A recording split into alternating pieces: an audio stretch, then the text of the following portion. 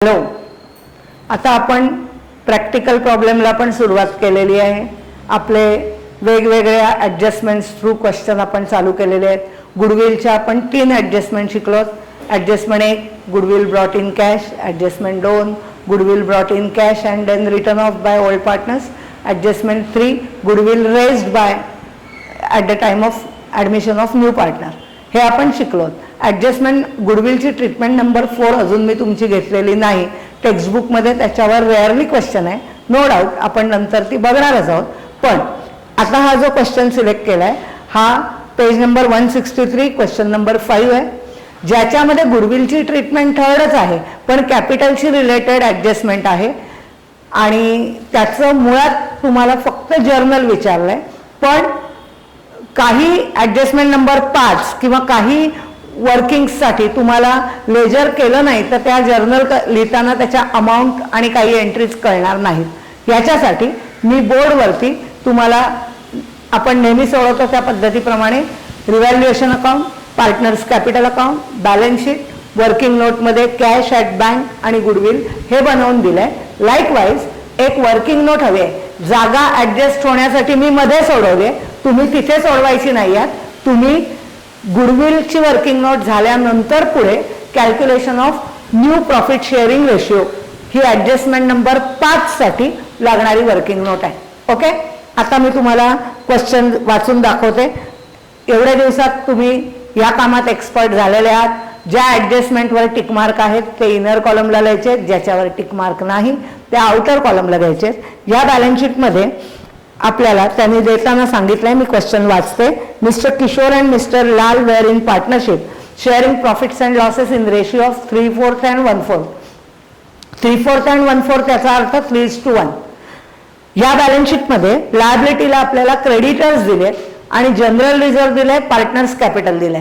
त्याच्यापैकी partners capital अकाउंटला आपण बाय बॅलन्स बीडी किशोर, मी के लिहिलंय, तुम्हाला पूर्ण लिहायचं आहे. किशोर 90,000, लाल 48,000, राम डॅश, कारण हा न्यू पार्टनर आहे, ओरिजिनल बॅलन्स शीटमध्ये नाही. त्याच्यानंतर मी तुम्हाला परत सांगते, मी जर्नल एंट्रीज तुम्हाला एक्सप्लेन करते ज्या तुम्हाला सोडवायच्याच आहेत. As well as ledger account and balance sheet all things आपल्याला करायचे आहेत. त्याच्यानंतर त्यांनी आपल्याला जनरल रिझर्व्ह दिलाय, जी जनरल रिझर्व्ह आपण पार्टनरला डिस्ट्रीब्यूट करतो.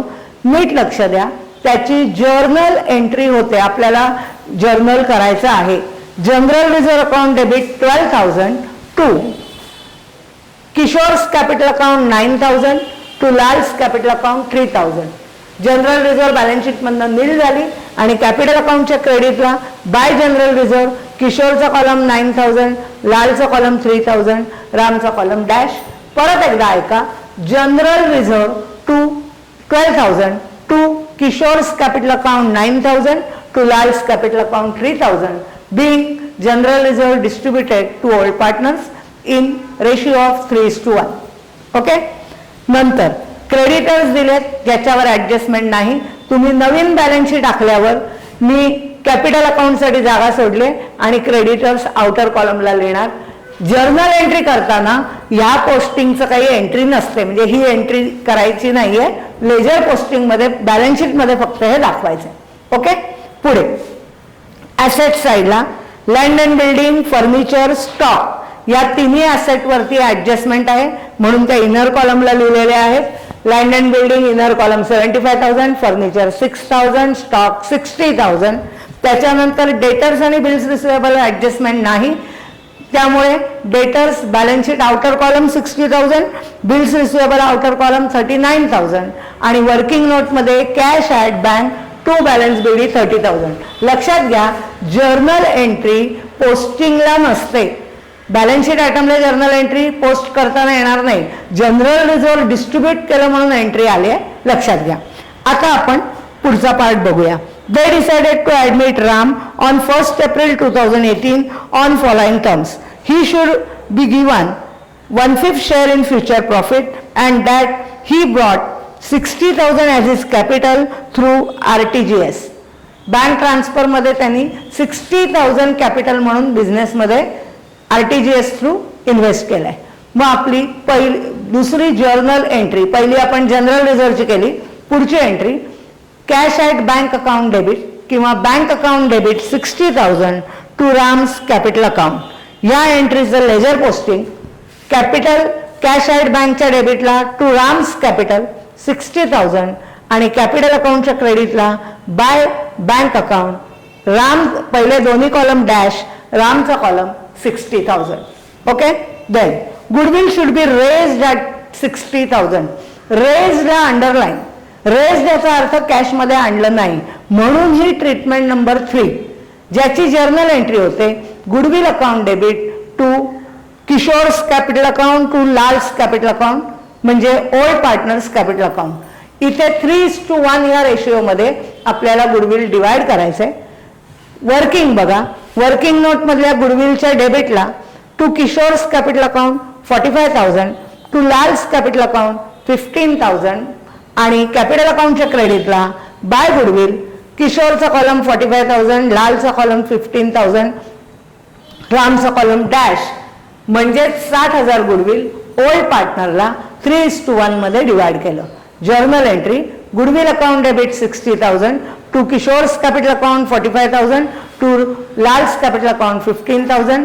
नॅरेशनला लिहायचं being goodwill raised in the books of accounts. Then appreciate land and building by 20%. Asset increase झाली की रिव्हॅल्युएशनला क्रेडिट. आपण लेजर इफेक्ट बघा, लँड अँड बिल्डिंग मध्ये ऍड होणार 20% म्हणजे 15,000, आउटरला 90,000. Second effect revaluation credit by land and building 15,000.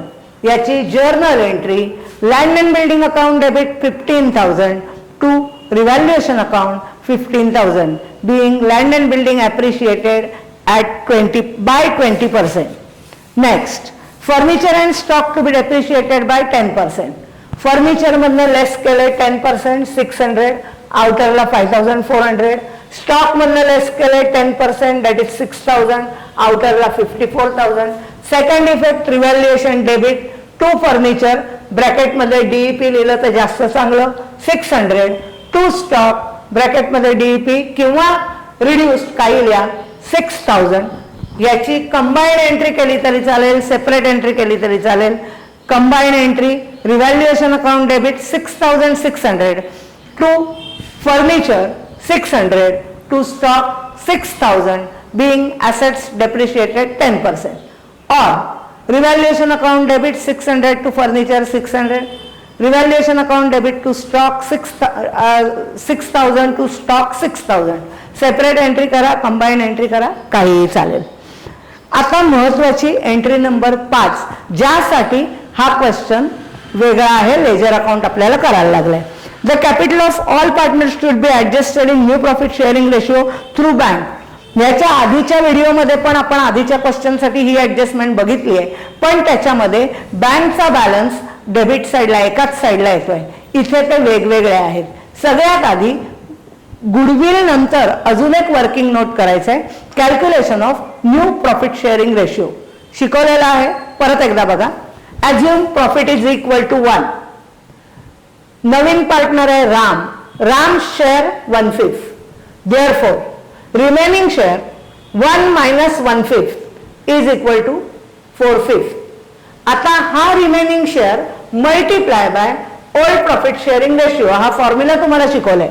Therefore, Kishore's share is equal to 4/5 multiply by 3/4. 4 cancel झाले, 3/5 उरले. लाल शेअर 4/5 multiply by 1/4, 1/5 उरले आणि रामचा शेअर ऑलरेडी 1/5 आहे. इथे ऑटोमॅटिकली डिनॉमिनेटर 5 आहे, म्हणजे तो ऍडजस्ट करायची गरज नाही. म्हणून तुमचा न्यू प्रॉफिट शेअरिंग रेशिओ आला 3:1:1. तुम्ही साईडला लिहू नका, वर्किंग नोटमध्ये खाली लिहा. माझ्याकडे स्पेस ऍडजस्टमेंटसाठी मी इथे लिहिलेलं आहे. आता बघा, आपल्याला सांगितलंय capital account new profit sharing ratio मध्ये ऍडजस्ट करायचंय. नवीन पार्टनरनी एक शेअर साठी 60,000 कॅपिटल आणलंय. नवीन पार्टनरनी एक शेअर साठी 60,000 कॅपिटल आणलंय.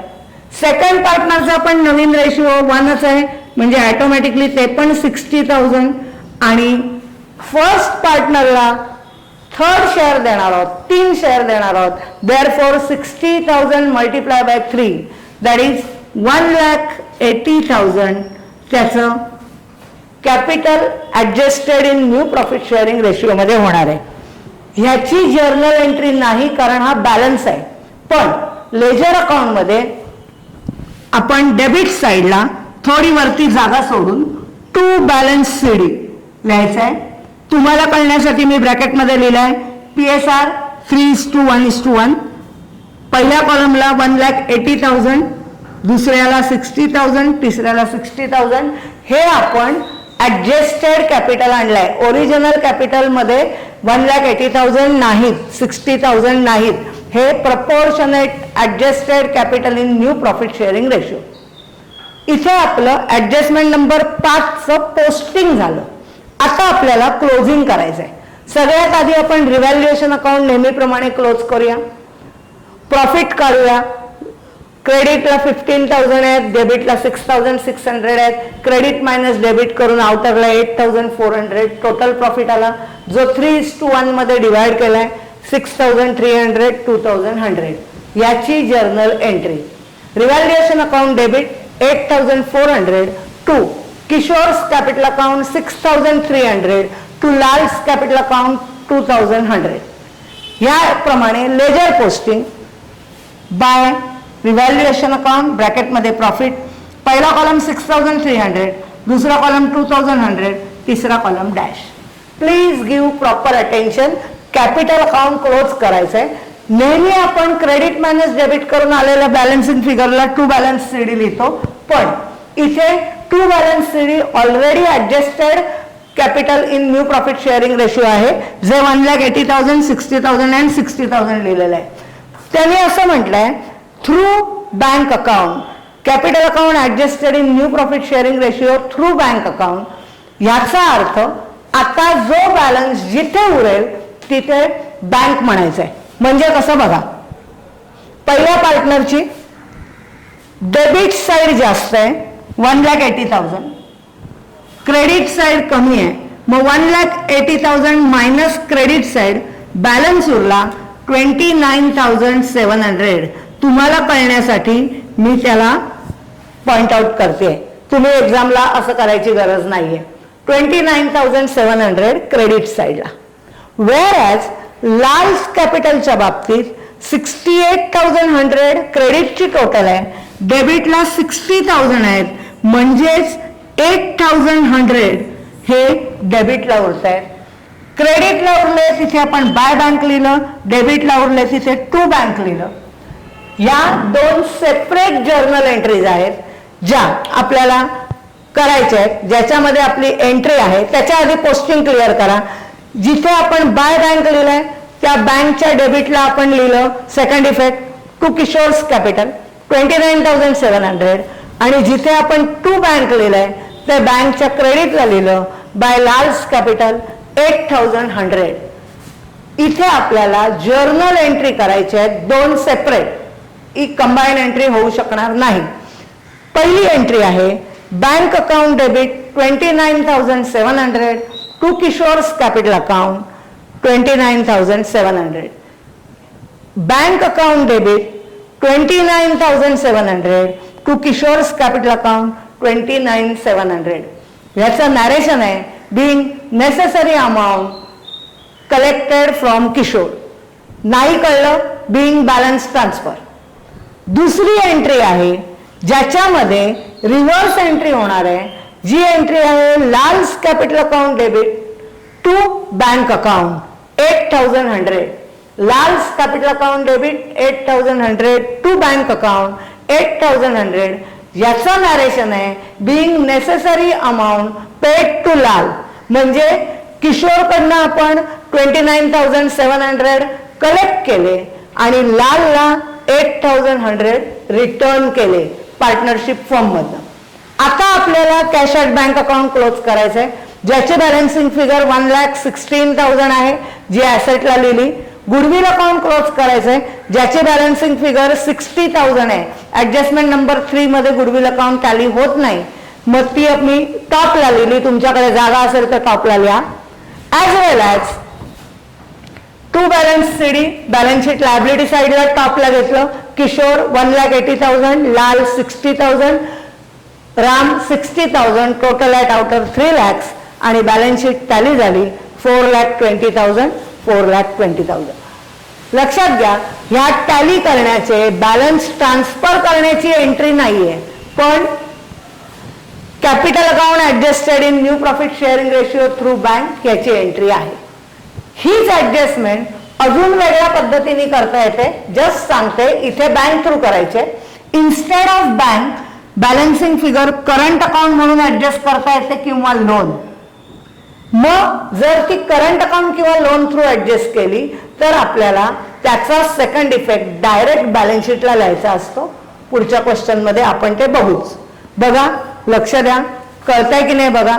तुम्हाला जर्नल करायचंय जे त्यांनी टेक्स्टबुक मध्ये विचारलंय, ॲज वेल ॲज सगळी लेजर अकाउंट करायचंय. Working note, cash at bank आणि गुडविल करा. Below that calculation of new profit sharing ratio करा. हा रेशिओ काढल्याशिवाय तुम्हाला ऍडजस्टेड कॅपिटल काढता येणार नाही. त्याच्याशिवाय तुम्हाला कॅपिटल अकाउंट क्लोज करता येणार नाही. त्याच्याशिवाय तुम्हाला 29,700 आणि 8,100 हे बॅलन्स काढता येणार नाही. म्हणजे जर्नल जरी विचारलं तरी काही वेळेला अमाऊंट काढण्यासाठी रफ वर्क मध्ये आपल्याला लेजर पोस्टिंगचा काही भाग करायला लागतो. ट्राय करा, काही अडलं तर मी आहेच. ओके, थँक्यू, बेस्ट लक.